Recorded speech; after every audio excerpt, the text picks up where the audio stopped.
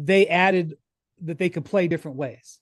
Darvin had different hands he could play, but I can just see Kyrie ready to come, and the feel on like, look, we got to the conference finals. Imagine if we replace Russell with Kyrie. I mean, the Lakers have fallen for this before. Yeah. So the way this is ending, I think it's increasing the chances of it happening. So Anthony Davis, Kyrie Irving, and LeBron James, which one of them is more likely to play 65 games? Actually, let's take that down to 60 because 65 feels really ambitious. And the guys you're going to, and the guys, by the way, here you're going to be filling in the gaps with are going to be guys on minimums. Yeah. You're going to be back out there in that game again. And the thing with LeBron, we got to remember about aging, it increases at an increasing rate, right? Like there's not going to be a turnaround from a 6'6" dude who can hit shots, hit them off the dribble, and play credible defense. There's no way they're letting him walk because were absolutely had egg dripping from their chin on letting Alex Caruso walk.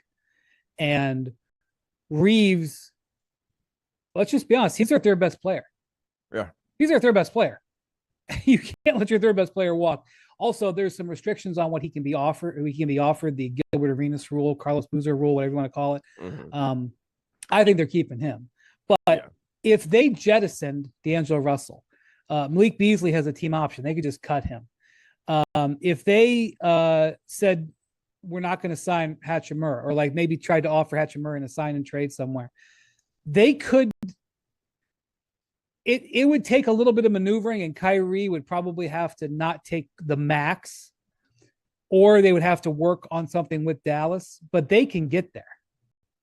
They can keep Reeves crawling over glass to pay him, and I think that Houston obviously is telegraphing they're ready to do it for Harden, and I could see the Lakers trying to do it for LeBron because they'll say, "This is he got us the conference finals. What if in this game tonight we didn't have a guy go 1 for 8 at the point guard position? What if we had Kyrie Irving?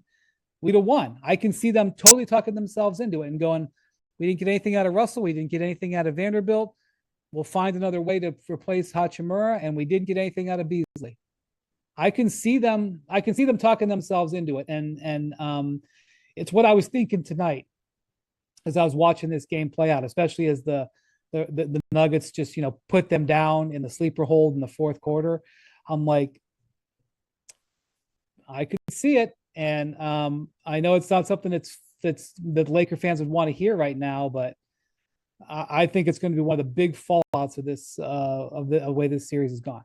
Yeah, this offseason is like the bizarro version of 2016 where everybody had money, but there was nobody to give it to. So Solomon Hill, changed his whole life and everything else, except this time it feels like the guys that are going to get this are guys that have already made hundreds of millions of dollars. Like we lose track, I think, very often of how many miles and how old a lot of these dudes really are. And then you add Kyrie, who'll just find a reason not to play. Like anything that's going to happen, it's some reason why he ain't got to play the next game. Maybe they'll be dumb enough to do this. Like I look at the Mavericks and I'm like, are you guys really going to be dumb enough to do this? And they are, because they kind of don't have any other choice.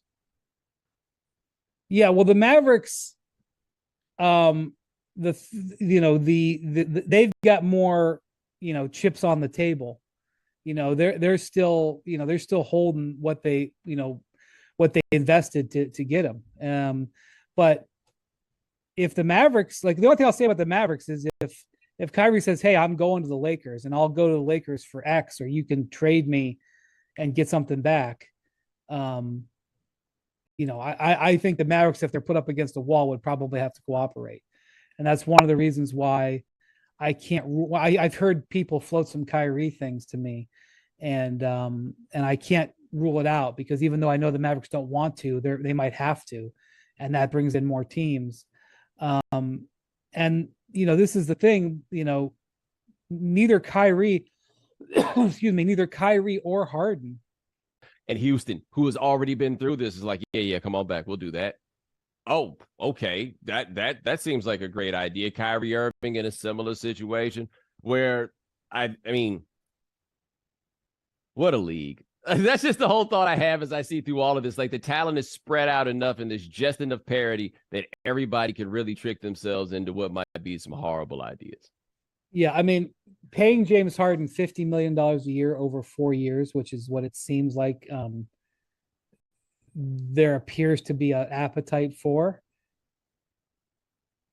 I mean, it's insane. It's I mean, I mean, but and that's the thing. Like they'll say about Kyrie, when Kyrie requested the trade, 4 teams hopped to. Like everything that happened in the last couple of years, everything that went down, everything he sort of conversation. So like when you think it's irresistible times, do the Lakers stay? No, let's bring this back, or do they think about the Kyrie option again, which had kind of gone away when they were winning these playoff series? It just seems like such a terrible idea on every level. I know. Like it seemed like what they had to do before, right? You just had to give something a try. It seems like such a bad idea, but I also where they were before, which is a top heavy team